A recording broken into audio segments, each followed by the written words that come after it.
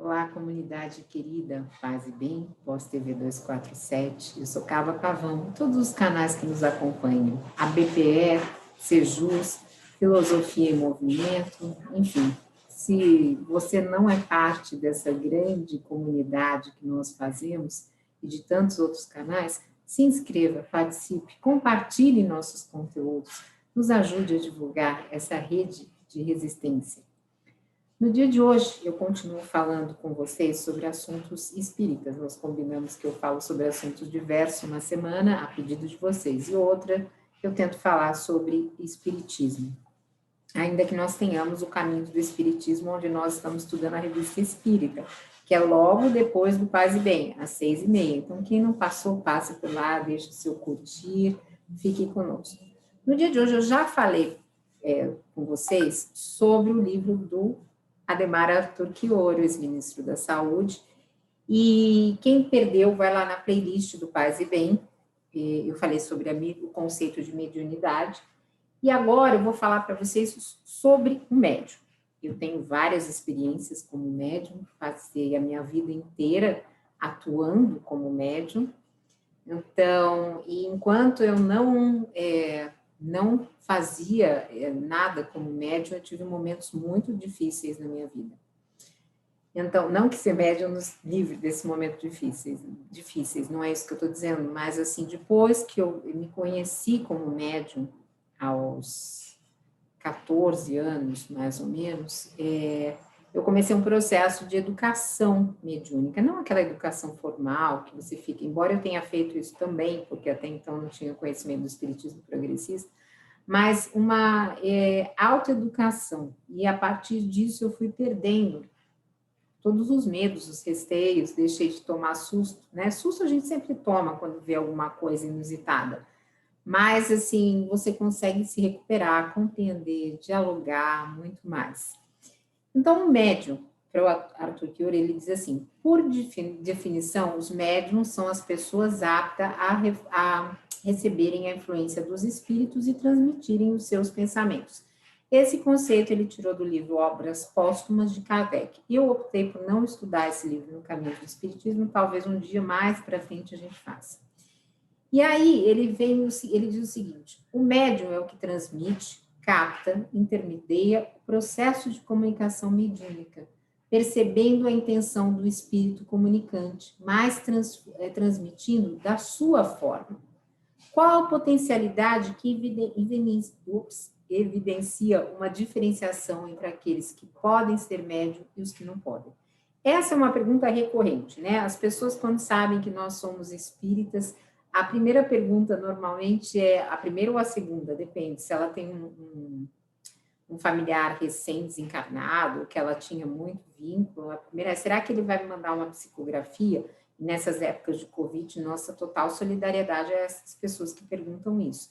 E no pacote depois sempre vem assim, será que eu sou médium? Porque eu tive essa experiência ou aquela experiência, e nos contam a experiência. Então, a maior parte das pessoas, para o Quioro, estão num diapasão vibracional muito contido, e são incapazes de saírem do círculo vicioso da rotina e das futilidades que se entretêm.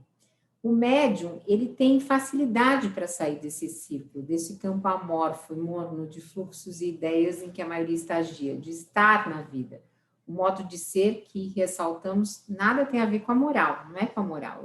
A gente só sai muito rápido, a gente muda muito rápido, a gente consegue captar muito rapidamente as coisas.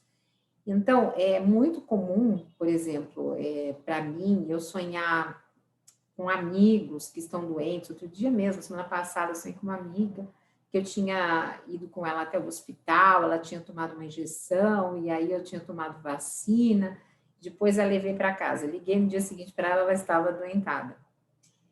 Então, ele vai dizer o seguinte, que o médium, ele vai se caracterizar pela sua capacidade de desconcentrar, e nesse sentido, a mediunidade pode ser considerada uma anormalidade, ou a normalidade da extrapolação.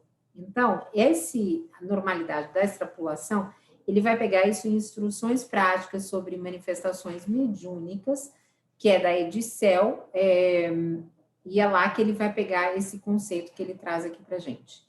Então, ele vai dizer, a mediunidade não é apenas uma potencialidade inata.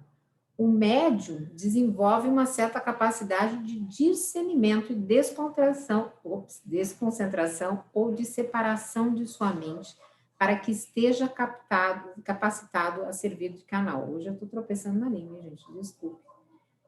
Então, o que acontece? A gente tem que, quando vai para o ato mediúnico, né, a gente tem que rapidamente entrar na sintonia daquele espírito que vai se comunicar.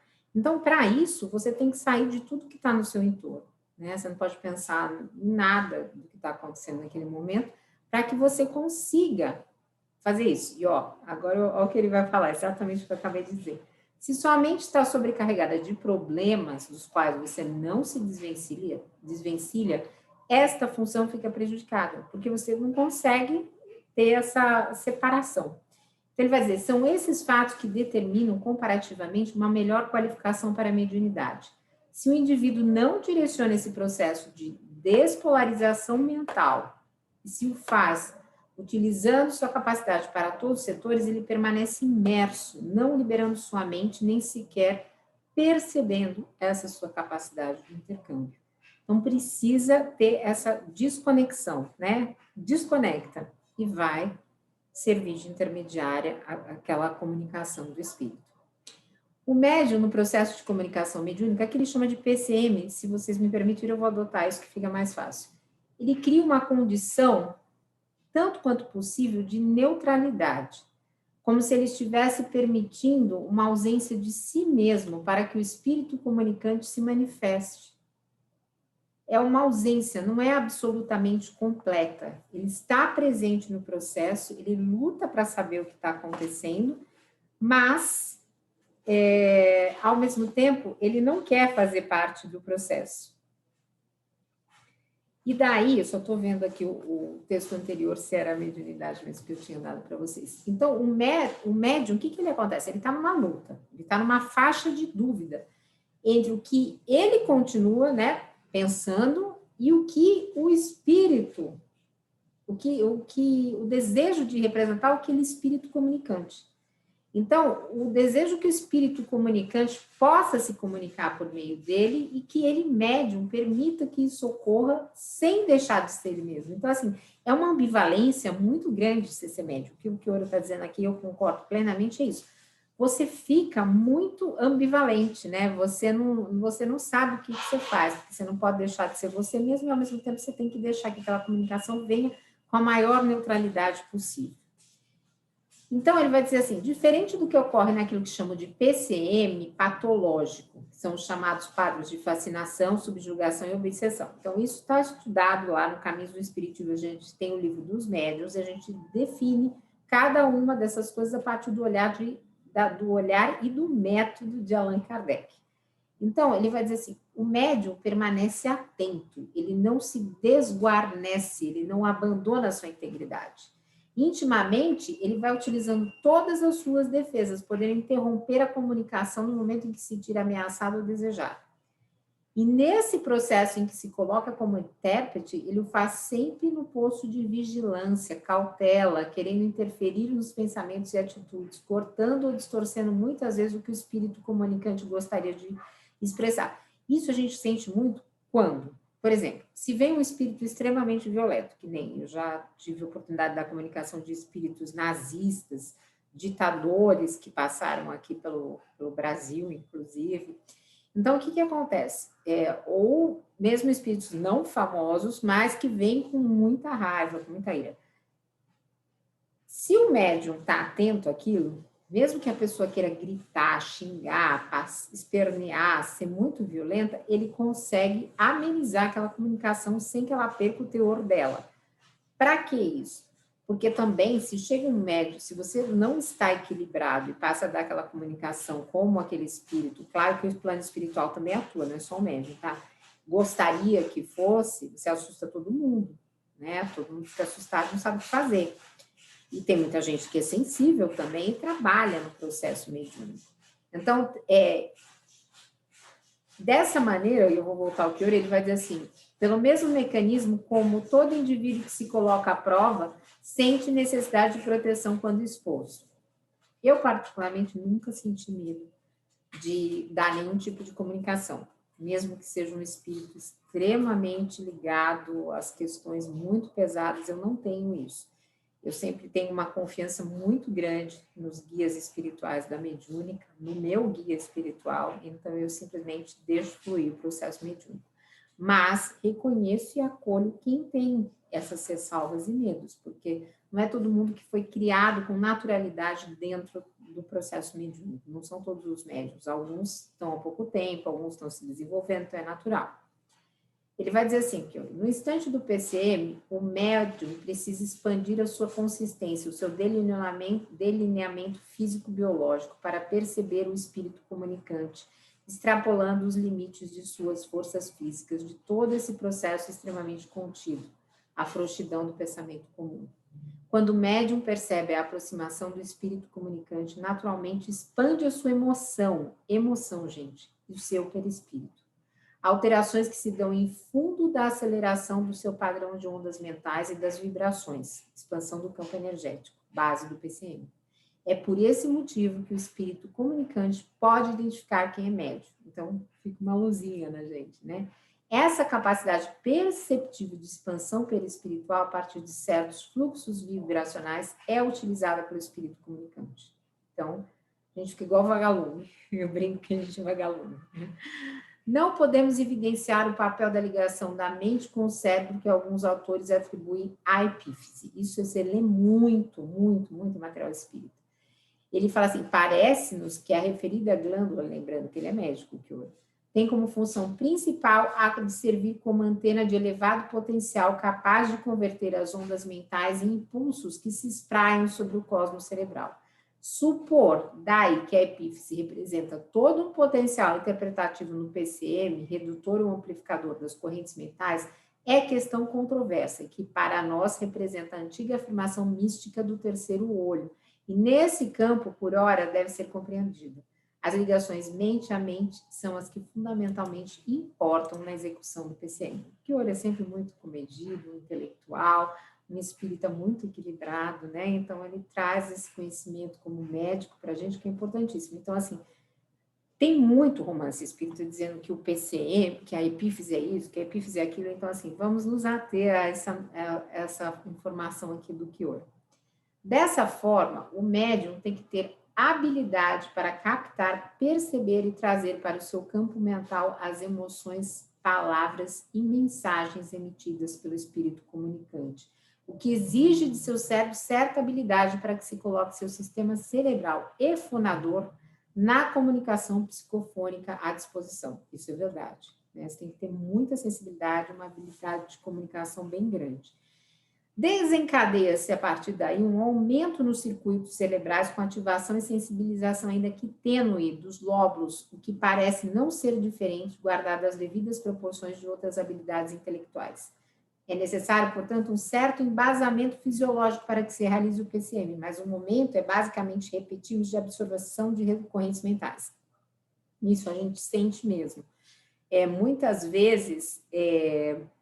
para captar essas correntes mentais, que a nossa mediúnica é bastante democrática. Então, quando eu sinto alguma aproximação, eu sempre pergunto aos outros que estão na mediúnica, médiuns, ostensivos ou não, o que eles estão sentindo. E, a partir disso, quem gostaria de passar aquela comunicação. Nem sempre é a mesma pessoa, às vezes a gente intercala, um espírito passa por 2 médiuns, o que é bastante crível. Então, mas para que isso aconteça, a gente precisa estar com essa aptidão de absorver esse monte de corrente mental, né? O cerne é a comunicação mente a mente, mas o sentir do médium vai se expressar pelo seu sistema nervoso, que é por meio desses instrumentos cerebrais que a gente vai percebendo as sensações, transmite seus próprios sentimentos, desejos, enfim.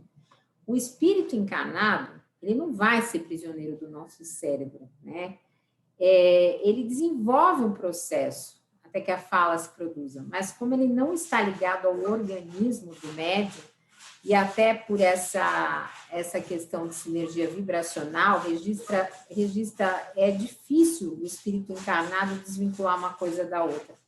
A mensagem captada pelo espírito comunicante é transmitida pelo médium por meio dos canais comuns de comunicação do espírito, como o corpo. Então, ele vai dizer o seguinte: nós ressaltamos que cada médium possui a sua própria forma de atuar, impondo ao espírito comunicante uma adaptação. Então, existe uma certa especificidade no PCM. Então, a vontade do médium é o fator preponderante. Pessoalmente, eu tento fazer isso o mais dissociada que eu possa da minha personalidade. Eu tento não interferir, deixar que os espíritos falem livremente, salvo se for algo muito violento. E eu, como médium, eu não bloqueio muitas coisas. Aliás, eu não bloqueio quase nada. Só se eu sentir que é alguma coisa muito fora assim, do comum, que eu consulto imediatamente, mentalmente, o meu próprio guia ou guia da reunião e pergunto se deve seguir ou não. É só isso. Então, ele vai dizer o seguinte: vigiar e interromper a comunicação é um direito que assiste ao médium, que é o que eu estava falando, que deve se colocar à disposição, mas não interferir ou interferir o mínimo possível naquele, confiando no que se utiliza do pensamento.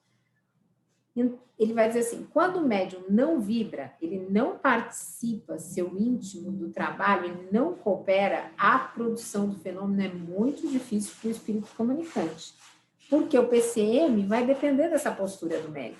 Então, se o médium, inclusive, isso que é importante, que a gente se prepare para a reunião mediúnica, não nesse sentido de não como isso, ou não como aquilo, não é isso, gente, mas prepare mentalmente, estudando, isso é muito importante. Né? Aí ele vai dizer aqui, ó, se o médium é mal-humorado, reclamante, descrente, negativo, na hora da reunião, por mais que ele faça preces, dificilmente ele vai se tornar um polo atrativo. E a percepção de quem é ou não é médium, muitas vezes só com o tempo é observada, né? E ela é passível de treinamento, né? Os médiums, eles podem ampliar esse campo mental, eles podem reduzir a interferência, eles podem se sentir mais confiantes. A gente nota muito em médiums iniciantes que muito da comunicação que eles dão tem interferência do que eles pensam na vida, embora eles digam que não. Ó. Quando o médium é iniciante, e eu já fui iniciante, então não é uma crítica nem um médium, muitas vezes ele tem muita necessidade de provar que a mediunidade dele é boa, é forte, é ostensiva, e aí muitas vezes ele interfere naquilo sem saber que está interferindo, que seria uma forma de animismo. Mas o médium mais experimentado, ele percebe aquela interferência, muitas vezes, ele não vai, e aí que cabe o amor, né? Você não vai truncar o outro, dizer que você está percebendo, mas você vai procurar formas daquela mediunidade ser melhor aproveitada, né?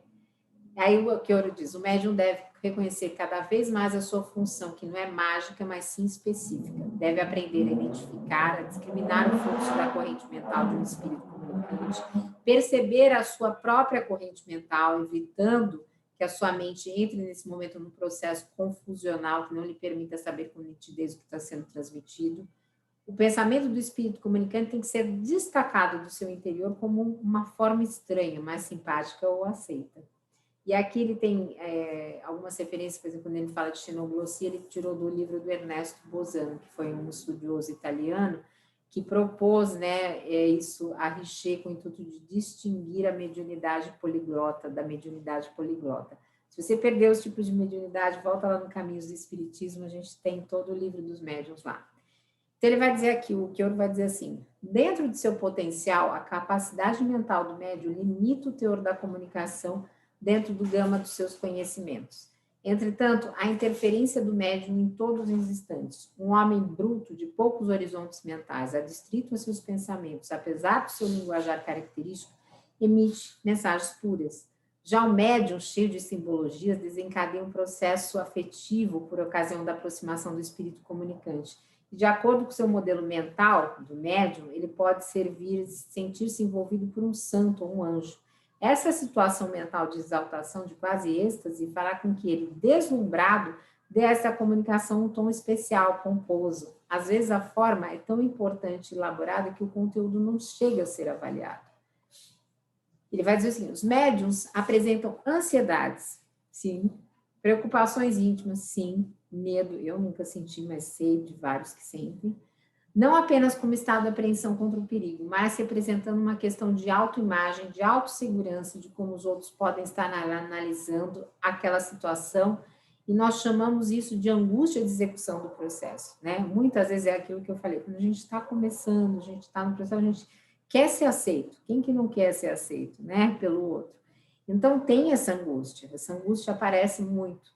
Aí ele faz assim, ó, ele vai dizer, quando isso acontece, o bloqueio é muito grande e consistente, porque o médium está preocupado com o resultado do trabalho, extrapolando o seu papel de intermediário. Então, é importante que nós estejamos relaxados, né, permitindo que aquilo que tiver que vir, venha. E aí ele vai dizer do clima das reuniões, que às vezes tem muita expectativa, tem médium disperso, tem médium sem qualquer controle íntimo, deixa escapar qualquer coisa como areia. Então, tudo isso pode ser treinado, né? Inclusive dentro da reunião mediúnica. E tem também o médium desatento, que é aquele que ele tem que ter o seu campo mental estimulado, quando ele é consciente do seu trabalho. E aí ele vai despertando, ele vai sentindo os incômodos, né? E vai passando para mais facilmente a aproximação. Então, era isso que eu tinha para dizer hoje para vocês sobre a mediunidade, sobre o médium em si. Se vocês quiserem, leiam Kardec, é importantíssimo a gente estar bastante afinado com o que Kardec diz. E vamos juntos, juntas e juntos nesse caminho. Um beijo grande, paz e bem, nossas melhores preces para que vocês tenham um dia calmo e de alegria. Deixem aí os seus comentários, que eles também me alegram muito. Um beijo grande, gente querida, paz e bem.